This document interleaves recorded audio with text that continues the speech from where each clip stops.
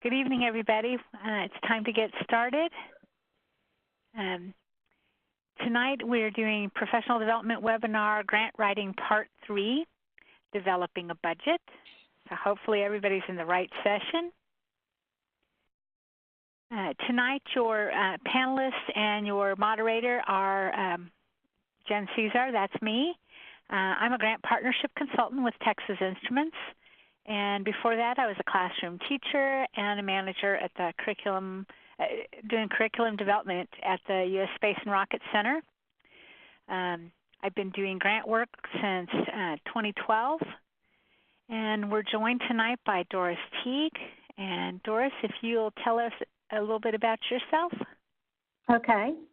I have worked for several years in Gear Up programs in Texas. I have a lot of experience in various kinds of grants in addition to Gear Up. I have worked as a teacher, a supervisor, a director. I have experience at all different types of levels, and I'm very happy to be currently working with TI in some grant outreach work. So happy to be with you tonight. Okay, so just a little bit of housekeeping to make sure everybody's on the same page. Now, normally we have a separate moderator for the sessions, but it's going to be just Doris and I tonight. Michael Houston, who is normally our moderator, is spending much needed quality time with his family. So if you have chat or questions, you can use the Q&A box. And you'll see here, you can see the Q&A box if you go to the top of the screen. When we're not in desktop sharing mode, the Q&A panel is on the right side of your screen. And when we are presenting in desktop sharing mode, the Q&A panel can be accessed via the floating toolbar up at the top of the screen. Audio. If your audio becomes disconnected, please follow these instructions to reconnect it. You can click the eject arrow at the far right of the floating toolbar, select audio, and then audio broadcast, and then click the play icon. And if we are not in desktop sharing mode, go to communicate, audio broadcast, and click the play icon. For upcoming webinars and the survey, register at education.ti.com/TIwebinars. At the end of the webinar, a brief survey will automatically appear in your web browser.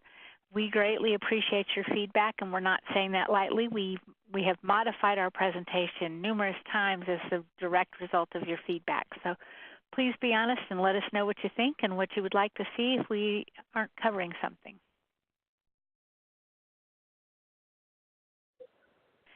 Stay connected with TI at facebook.com/TI Calculators, on Twitter at TI Calculators, or Instagram.com at TI Calculators, or YouTube TI Calculators.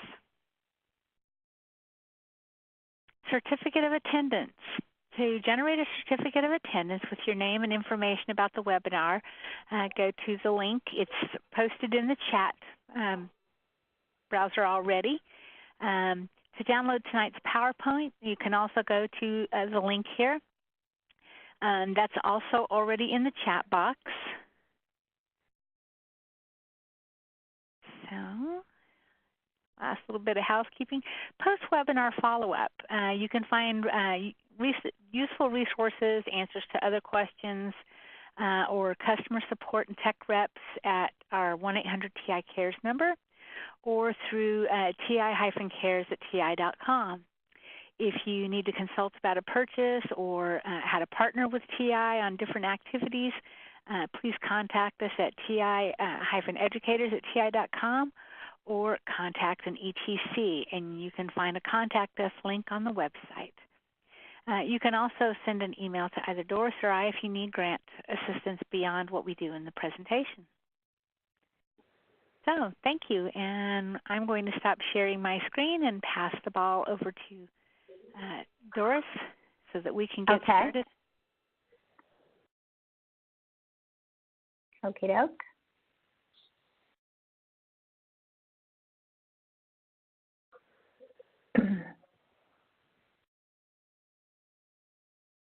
Well, good evening. Jen and I started doing these workshops for just a few people at a time.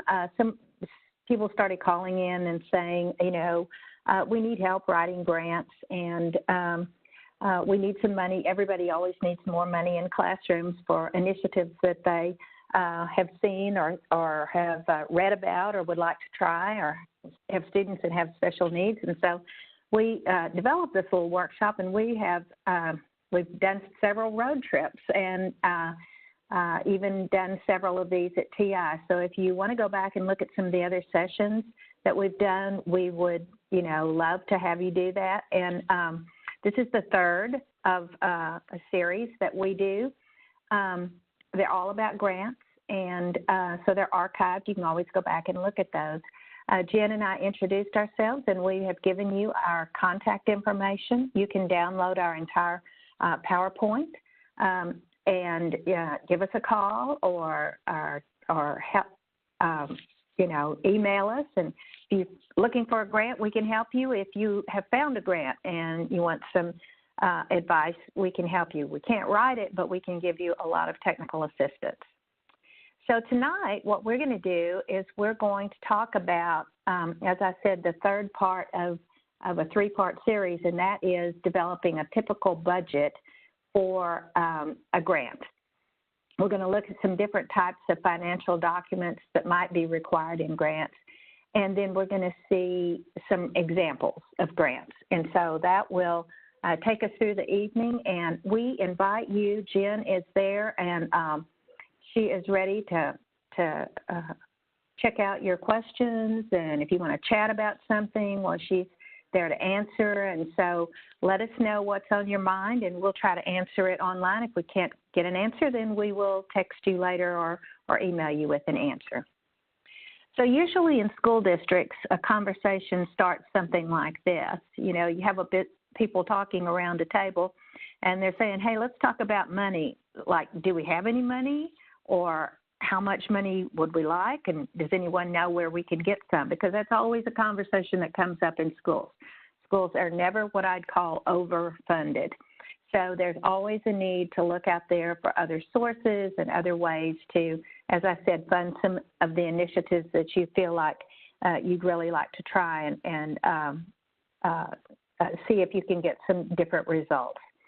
So when you are writing a grant, you will want to, begin with several of the reasons, of course, obviously, that you want the grant, but you need to ask yourself these questions, and this will help you frame the budget that you do for a grant.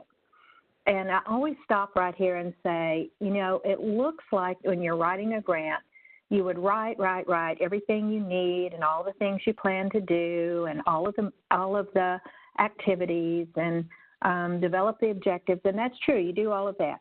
But believe it or not, a great way to start when you're writing a grant is to start by looking at the amount of money that you're applying for and ask yourself some of these questions, like, what do you hope to accomplish with this grant and with this amount of money? What additional resources will you need? Will you need materials? Will you need training? Will you need additional personnel? Will you need space? Will you need to have some outside community resources that come in? So those are some things to think about when you start to think about a budget. And who are the people or the staff that are going to be needed to help this grant succeed? I think we always have a tendency to think that, oh, my goodness, they probably won't fund more personnel. But believe it or not, in a lot of the grants that you'll see, they would really and truly take a better look at your grant if they felt like you had staffed it completely with the right people in the right places to make that grant succeed. So don't be shy about asking for additional personnel because that very often that can be the make or break piece of whether a grant is funded or not. You also would kind of want to find out, like, are there going to be other resources provided other than just grant funds? Are we going to have any funds from the district? Are we going to have any funds that would come from a local foundation that might be interested in helping in this effort? Would we have any donated services? Would we have any volunteers? Would we have people in the community who are willing to donate space?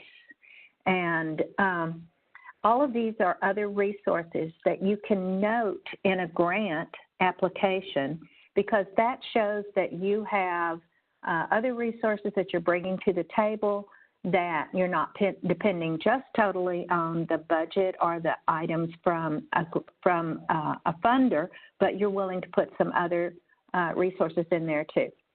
And then the most important thing in a grant is that you, in the budget part, are able to explain where the costs are coming from, why the costs are justified, and if possible, spell out as distinctly as you can why you need that amount of money. What will it purchase? Why are you asking for these resources? What a lot of people ask for, because we work for TI, ask for technology. What do you hope that technology will do, and how many items will you need, and how much will each one cost? The more you can explain that, the more likely you are to have readers who will feel like you've done a good job and you know what you're doing with a grant.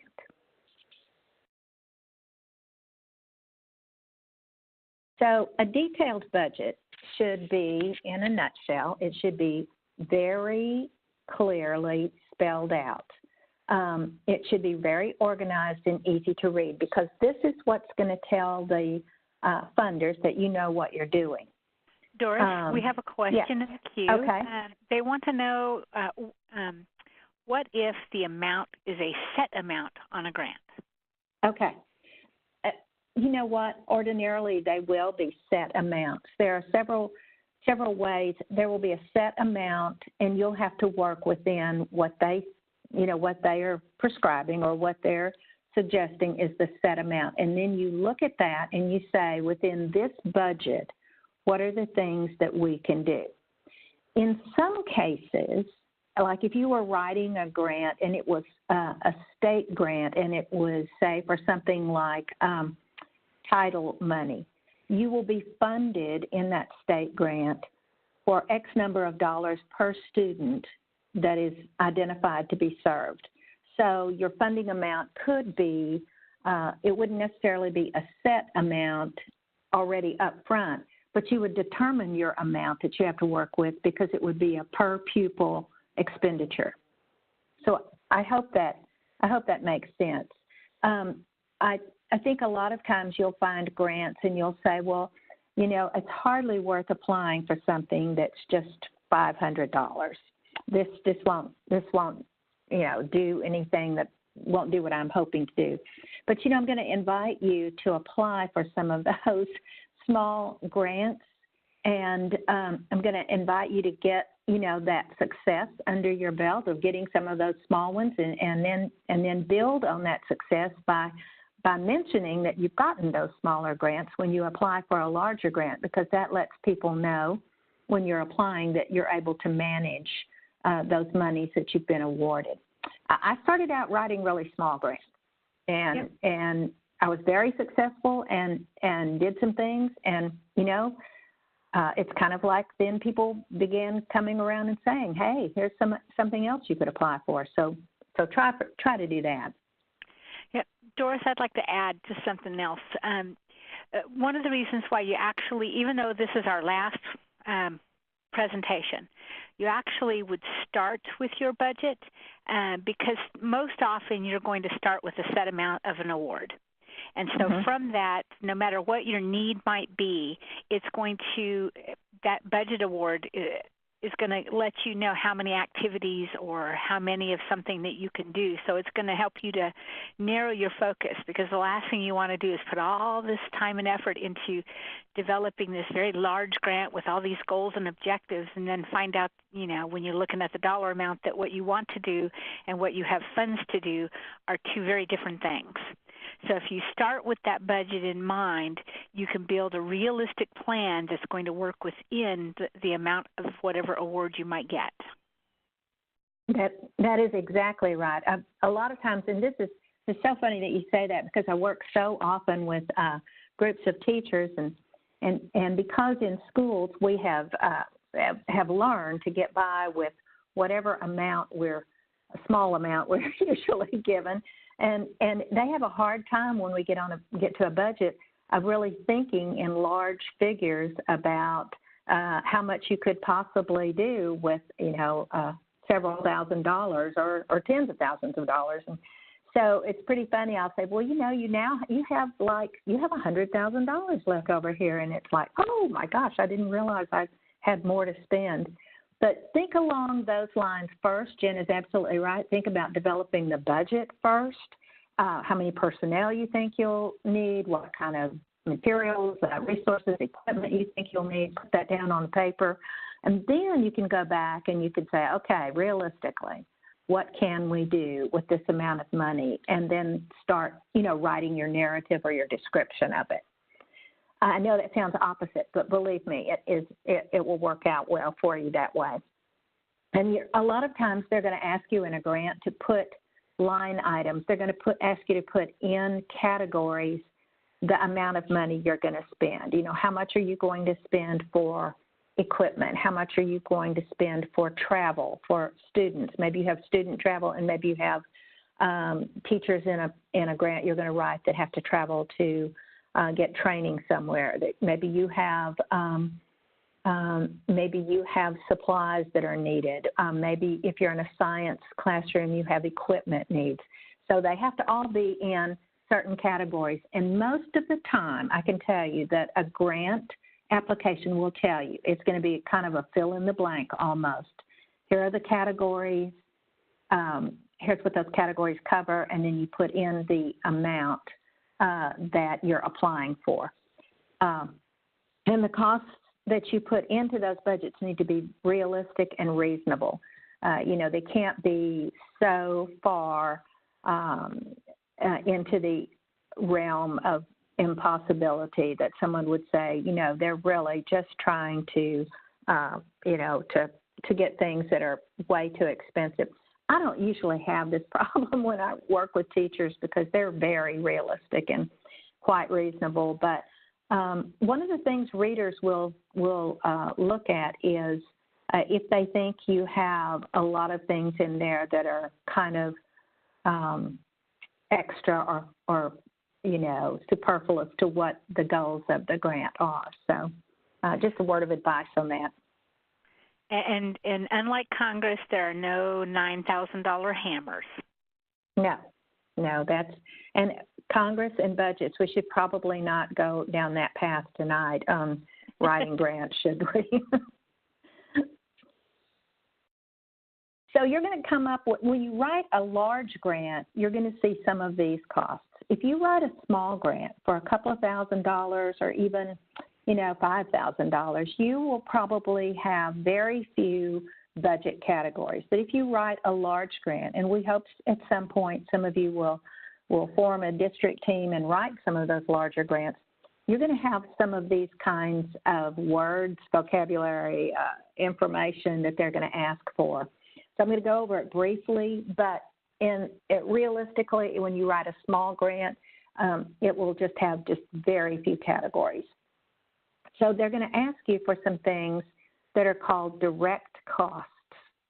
These are items that you will need to list, and there will be categories for these, which will be the salaries and wages and benefits that you're going to pay the personnel that you're going to be hiring or hope to hire in the grant in order to carry out the project.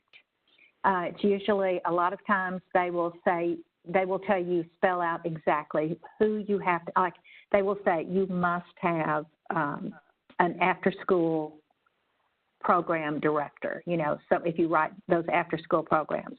And they'll say you must have X number of teachers per student for this after-school program. So they will spell that out a lot for you.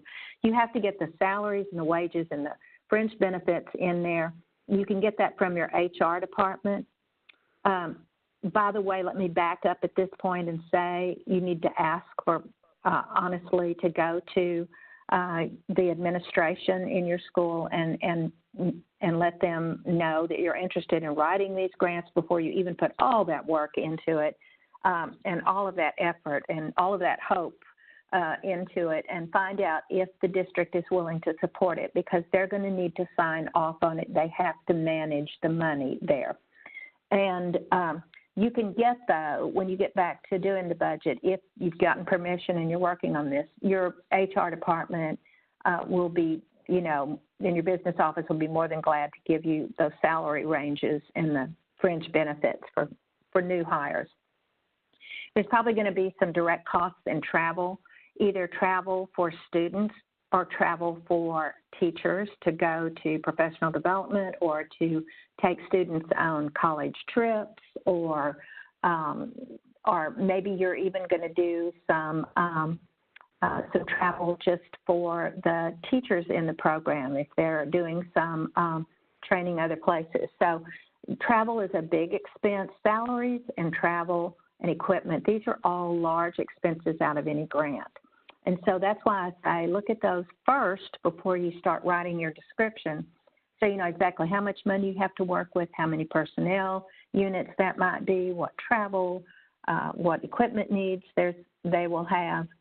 Equipment would be things that would represent money out of the grant that you use in operation of the grant. For example, if the teachers, you know, if you hire new teachers, they're probably going to need technology, and so you're probably going to have to buy that out of the grant.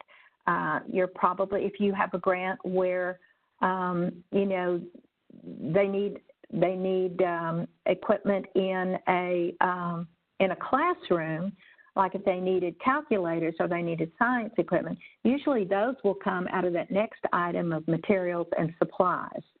You have to read the guidelines in the grant pretty carefully and find out what exactly you can, you know, which of those areas you can put those expenses in. But a lot of times the materials and supplies like calculators, those are absolutely essential for a grant if you're writing it for something like, say, Algebra 1 improvement. You feel like if students had calculators and if they had more experience at using them, and you found a research project that shows that they did improve when they were able to use them and they can use them on their tests, then, you know, that comes under the heading of something that legitimately you can spend that grant money on. And so think about that. Doris, we have a question. Okay. Okay, it's a great question, too. The question is, how do I address the difference between these two questions, total organization budget and total project budget? Okay. The total organization, but I might have to have more information before I can answer that one clearly. I can answer about a grant budget. Tell me more. They haven't put more yet, but I would assume from what I'm reading that when you're talking about your organization budget versus the total project budget, organization budget would be how much for the people operating the grant, and project budget would be for your activities and things that your grant's going to do. So, for example, let's say you're writing an NSF grant and you have to hire staff. And then those staff have an office, they've got equipment and materials and things that the office staff needs. That would be that organization budget. You know, the project director, the site coordinators, and whatever other positions that grant would need. And then total project budget would look at what activities that staff would then be doing. So if you were doing after-school tutoring, parent visits, trips to universities, you know, having your kids do the SAT or the ACT extra that you're paying for your target audience, whatever those project activities are, that would be that project budget. So that's the things and activities to meet the grant goals, and then the organization is the who and how you're managing the grant. That could be one way to look at it. Another way, I'm not sure where the question's coming from exactly, but I'm gonna guess this might be a case too, that sometimes we apply for grants in school districts, and it is a legitimate expense that the school district or the site can take out this next cost here called indirect costs. And maybe that organization cost is some of what you're talking about. For every grant that you get, there is usually a percentage of that grant that can be automatically claimed by the organization that is applying for the grant. And that can be like 8%, it can be 5%. At a university, it is sometimes as much as 30 or 40%. And so that is what the organization can claim for managing the grant at that organization. And then if it's a research grant, they're going to be providing the researchers, they're going to be providing the costs of research, the funding, the salaries for that, they're going to space for that, any of the testing for that. So the indirect costs are the costs that come out of the grant, but they're the cost that it takes for managing the grant. And this is all part of a large grant. If those of you who are out there are going to write a large grant, if you'll conference in with Jen and I, we can talk to you more about that, because the large grants are very much more complicated than, say, if you were applying for if you were applying for just a $10,000 or $5,000 and something you wanted to do in a classroom. And you probably would not have any indirect costs out of that. Probably all would go directly to the project. I hope that helped. You're also on a budget. They're going to ask you maybe for some outside contributions, which are going to be any kind of contributions made, as I said earlier, from community members, from some partners, volunteers. Even if your school district has said, some of the grants we work with, they'll buy equipment, they'll buy iPads, for students to use in doing some of the products that and activities, and the school district will use their money to do that. And so when you're writing a grant, you can put that in there, that the grant funds are being supplemented by the school district putting in X number of dollars of cost from local money. Okay, so we have a little more clarification. Okay. All right, good. You said it's from a foundation grant, and that the project budget is the amount directly being asked for in the grant. Sure. So in that instance, I would say that probably means that the organization expenses would be those indirect costs. That's what I think. And everything else is your project budget. Yeah, I would think that too. Yep, and we had another question unrelated to that that asks, can they use evidence of student success noted in GI education lessons that pertain to students outside of their school but of the same demographics? Absolutely, sure. You can cite those studies. And in fact, I invite you to do that, to use that as documentation and verification that it's worked in other places, that you would like to try the same type of activity or use the same equipment, or you want to use some of the same learning techniques. Yes, absolutely. And it doesn't have to be students in your school, but it has to be, students of the same grade or age, or maybe with the same need, or, similar issues. And sure, absolutely, we hope you will. And a great place to look for some of that is in a place called the What Works Clearinghouse. And that's a clearinghouse that we talked about, I think, in the first or second session we did. And if you look back at that, you can see some of those, or you can email us and we'll send you a link to it. But those are tried and true research projects where the data is there and you can use it and you can cite that, and it make your grant ever so much stronger to use that. So good question. So when you're doing a budget, you want to look at all of these things: reasonable costs, the expenses reflect what's needed to accomplish the goals. Are they clearly explained? So we're going to look at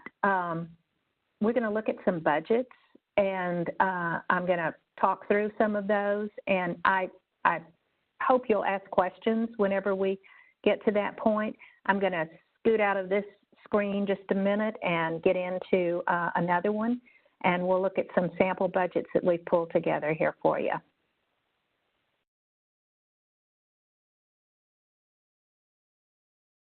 Okay, so I'm going to pull this one. Oh, oops, sorry. Okay, so Jen, what have I done here? Okay, got it. There you go. Got it. All right, so here's a sample budget that is just a really good summary of what we talked about earlier, of being able to explain the costs in a budget. This is a really pretty simple, straightforward budget, and it's a good example for that reason. So this is for an after-school tutoring program, and you're going to look at the project expenses. These are all allowable expenses that the grant has said you could spend money on.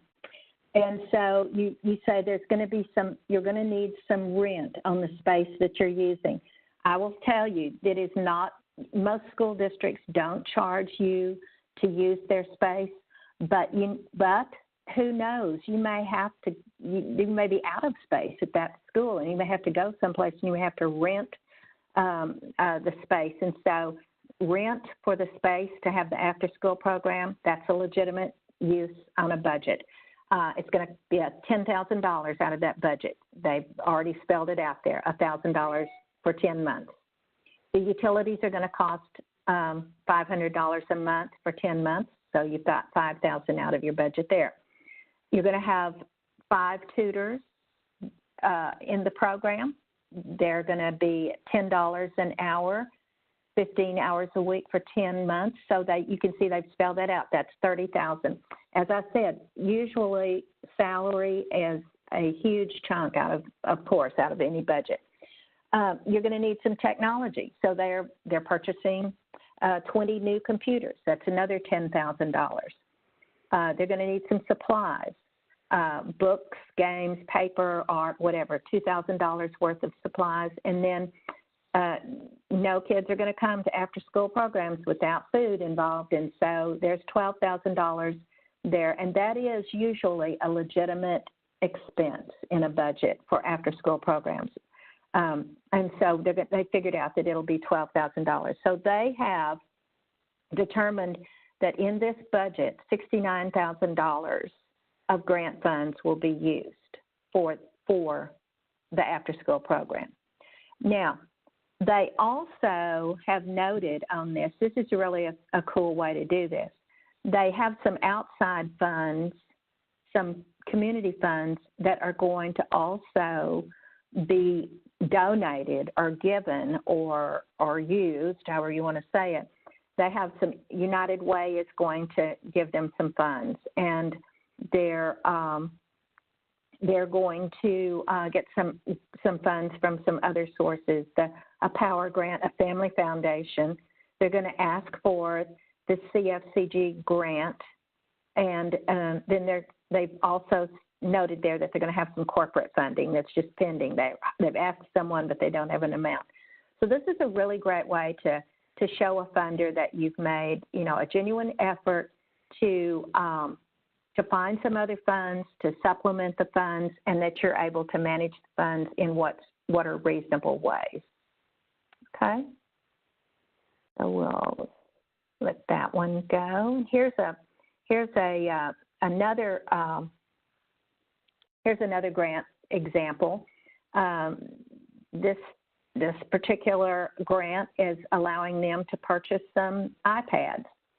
So they have done a really good job on here, and it's pretty, again, straightforward. They're going to provide 5 iPads for each classroom, purchasing a total of 623. So this proposal is for funds to purchase the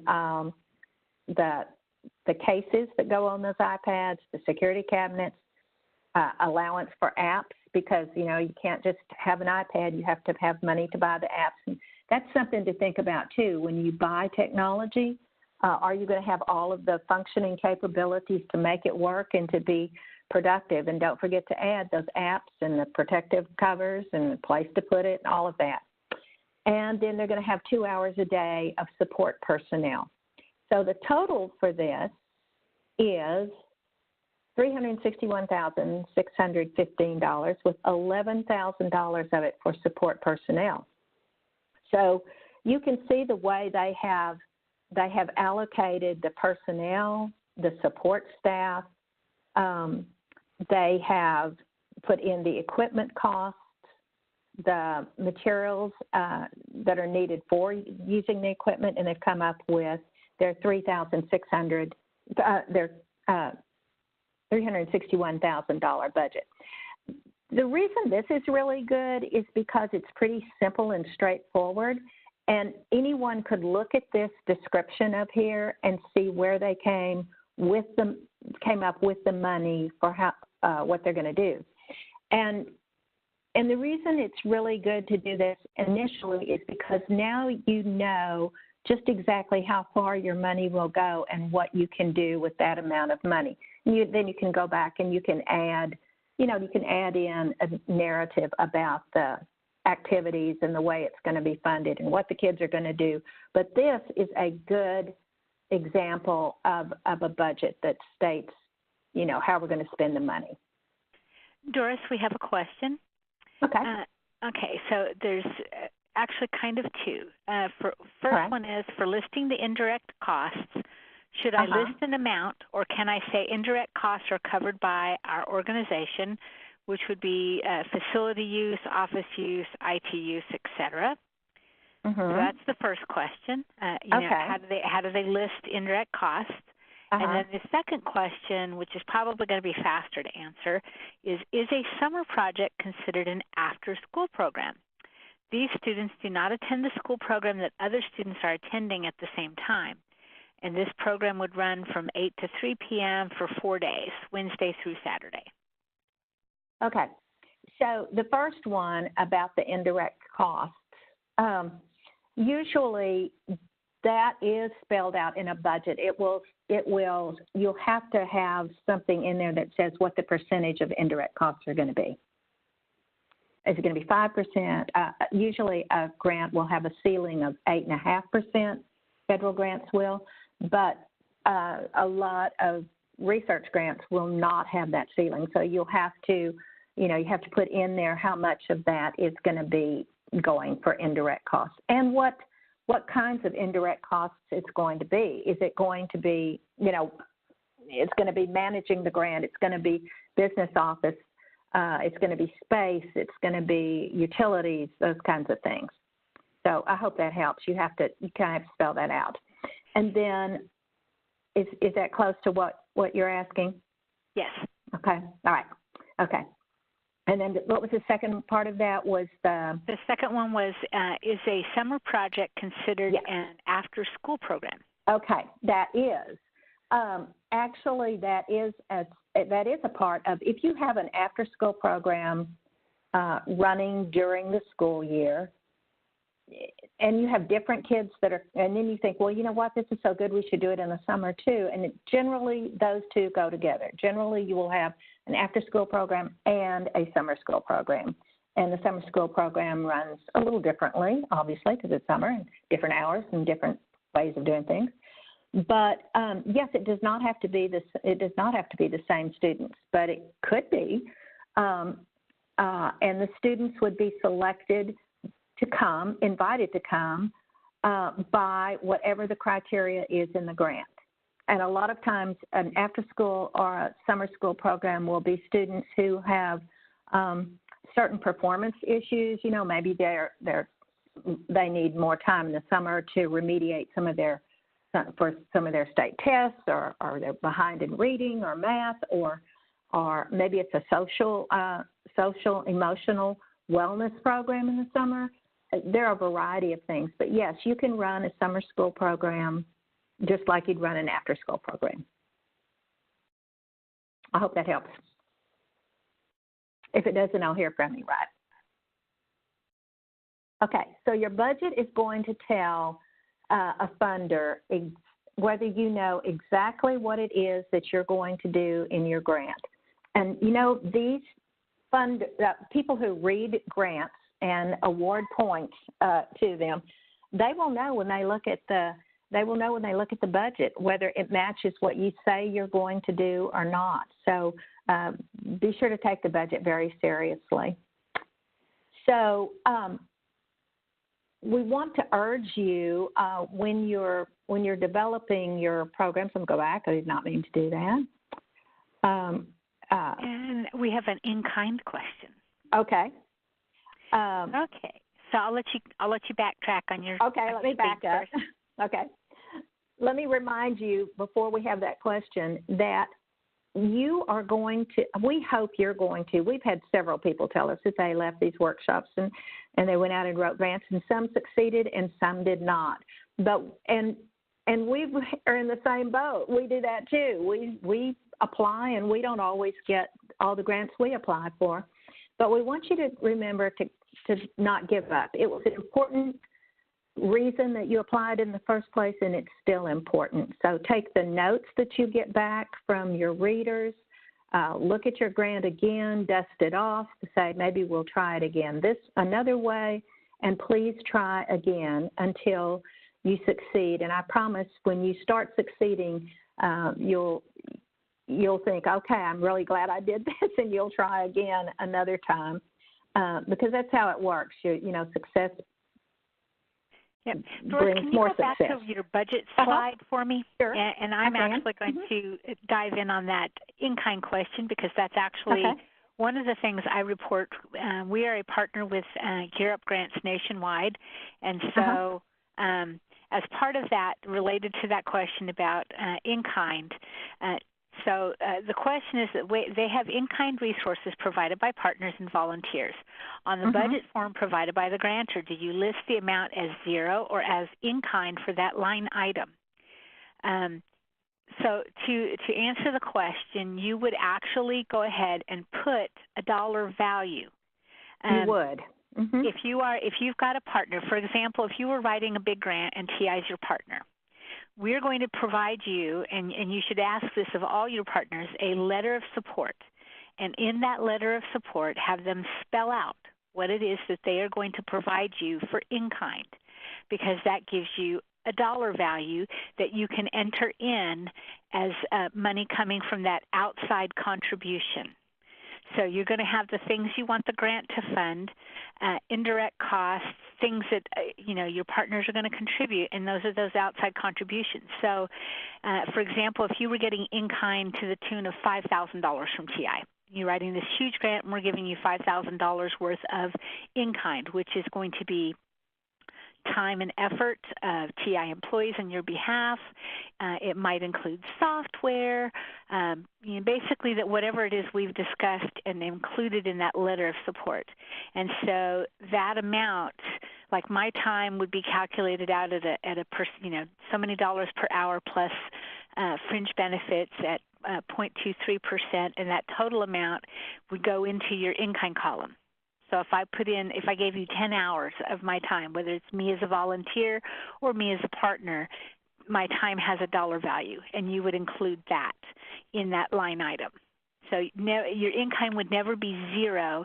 It's going to be determined, by what the partner or the volunteer is providing. And then in addition to that, whatever percentage. So, for example, certain grants require 100% match. Some of them require, 10% match.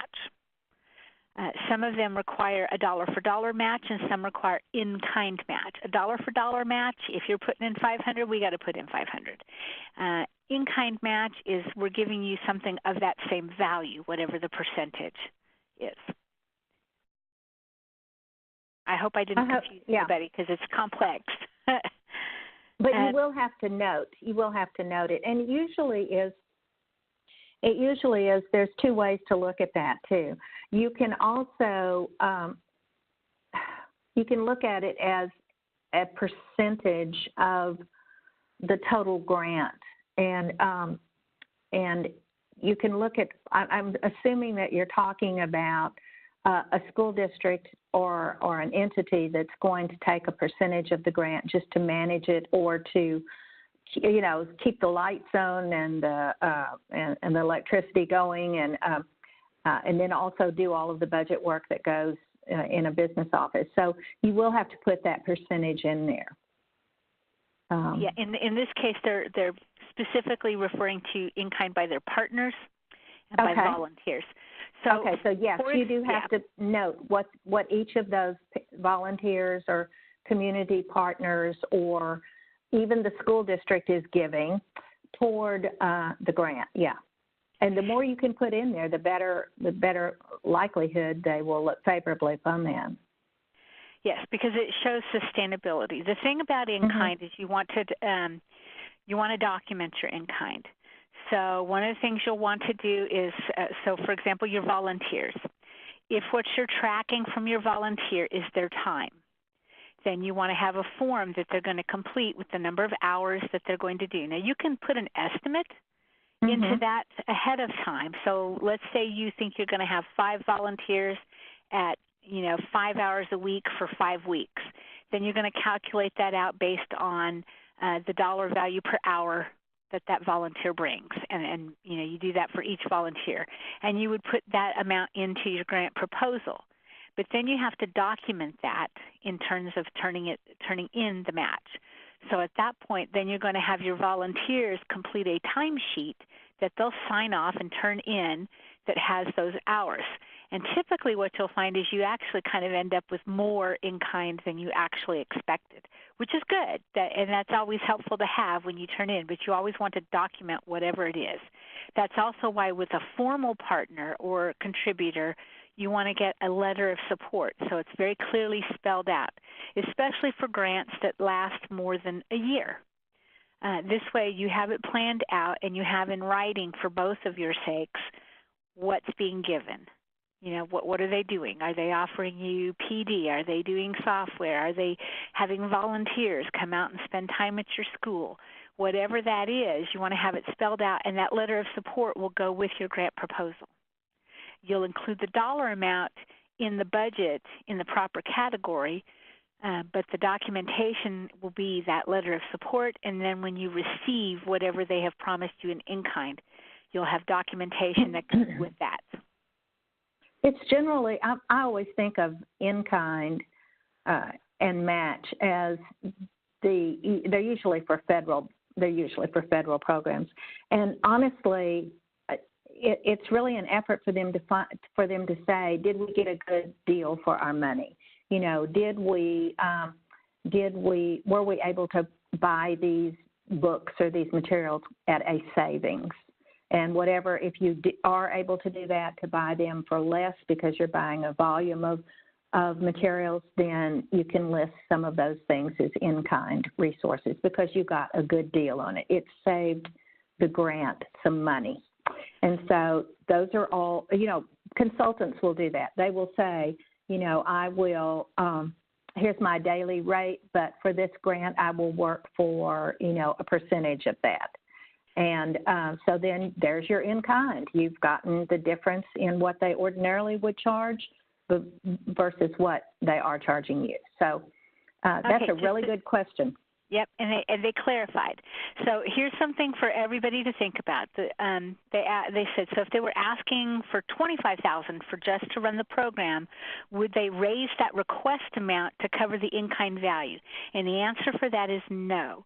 What you're doing is if you're asking the funder to provide you with $25,000, what you're going to list, and let's say you're getting $5,000 in kind, your total grant proposal is $30,000. But your ask, your request, is still just the $25,000. What you're showing them by including your in-kind amount is that you're coming to the table with $5,000, or whatever that in-kind amount is. You're coming with that to the table in addition to whatever they bring. That way they see you're not coming empty. That's why it looks good on a proposal when you have in-kind, because it says you're not coming empty-handed. And it helps them to be more confident that you're going to be successful in your approach and your proposal, because you have people coming alongside you to help you be successful. And then we have another question, and this question says, if somebody wanted us to look at a draft or a version for our comments, is that okay, and would there be a cost for that? We'll be happy to look at any proposal that you send and make suggestions and recommendations, and no, there's no cost for that.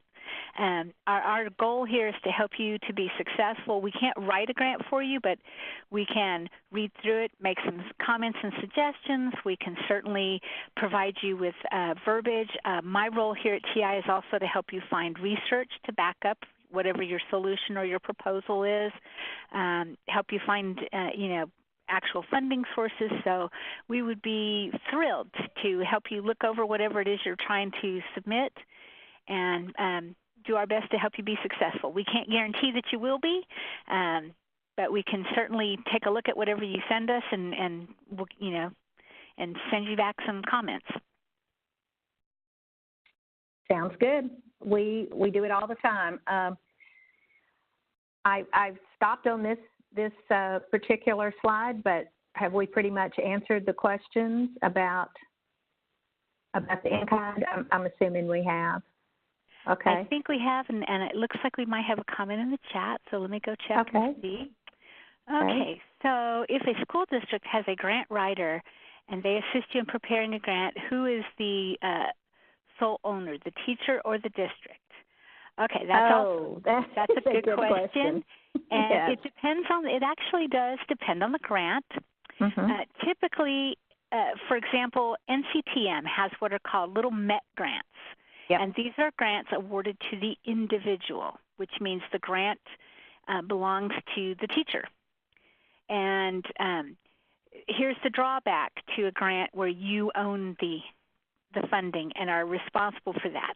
With those little bitty MET grants, you have to count that as income, and you are responsible for paying the income tax on it at the end of the year during tax season. So you would have to declare it and do it that way, which is typically why even if you write the grant and it's a school grant, for something that you're doing in your classroom, you probably want to let the school own it, which is why you get permission, because if there are any taxes that would be due, you're not the one paying for them out of pocket.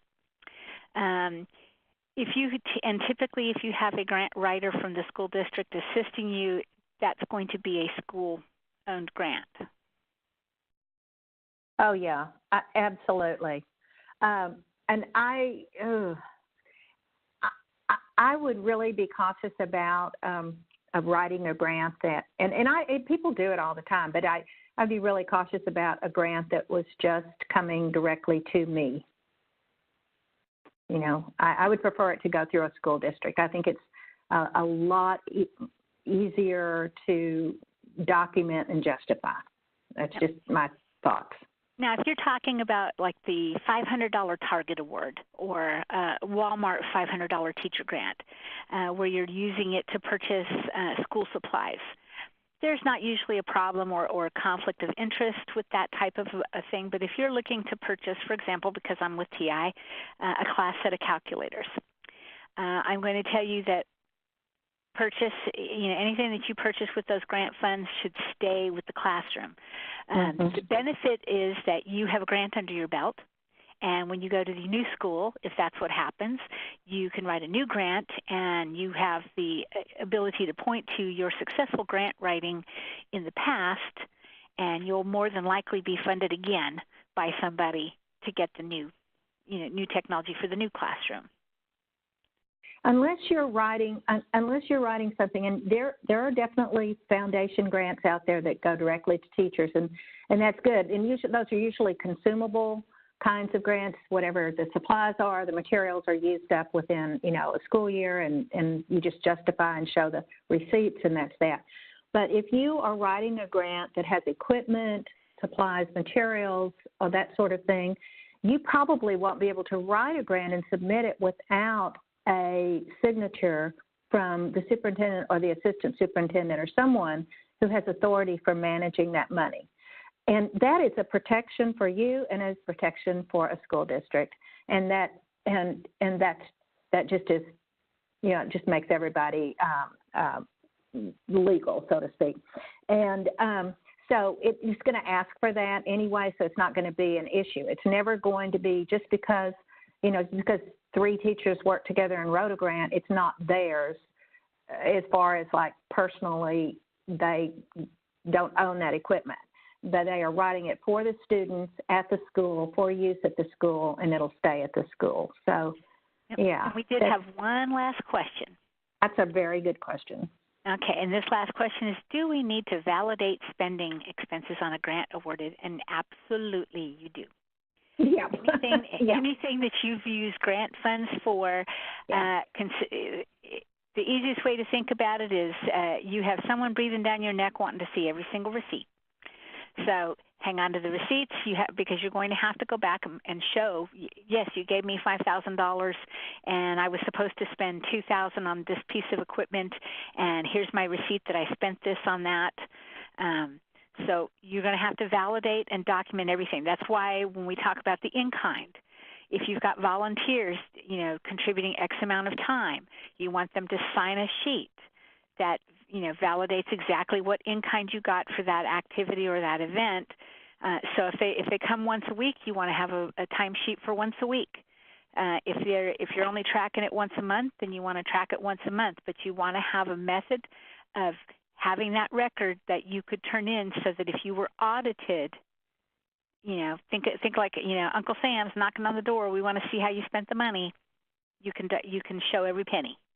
Okay? Yeah, absolutely. Yep. Let me see if I'm we going have to switch any the more screen questions. over to you. Okay. Okay, and while you're doing that, I've got, looks like there might be another question or two.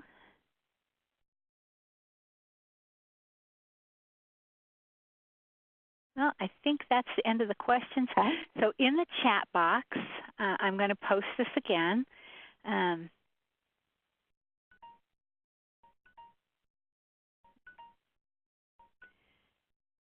It's to all participants. So we're back at the, well, it's not going. Give me a second here. There we go. Might help if I put it in the right box. Okay, I've just posted again in the chat box the location to download tonight's PowerPoint, and also the location to download the certificate. We got about 3 minutes left, so if anybody has any other questions, feel free to put those in. If you don't have a question, you can also shoot us an email, and let me put back up the little PowerPoint that we had.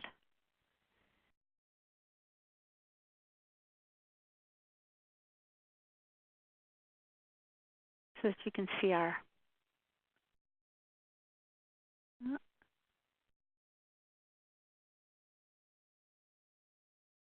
okay, Doris, you got to give me back the ball. Okay. No. All right. I'll tell you what. We can go back up here and we can. Oh, there we go. It's there we going go. now. Okay. Okay. So I'm going to go back to my screen really quick. All right. This is something that every time we have to do it ourselves instead of Michael doing it, we thank him over and over again for all of his good technical support. But we have had, tonight has been great, y'all. I've loved that you asked such good questions, and I hope it was helpful to you. It helps us, too, to think through this, too, about the types of questions that are being asked. So we appreciate so much your input. Well, it's not up here, so I'm just going to give you my email address. It's Do you want me to put our, okay. It's jcaesar@ti.com. And I share if you email me, Doris and I will both be looking at it, and we'll respond. And I do have everybody that registered for the session's email address. So if for some reason you can't get a hold of the certificate or the PowerPoint, certainly send me an email, and I will get to you sometime tomorrow or sometime during next week. If you have questions, please contact us and let us know. And we would love to hear your feedback, and if you are successful in the grant, we do a newsletter that goes out once every quarter, and we would love to include your success story. Thank you so much. And all of you that are writing in, we thank you. We appreciate your contributions, and we do really, really hope you will write a grant. You will be very happy when you are awarded that money. Oh. Good night. Good night, Jen. Good night, everybody. Thank you for participating.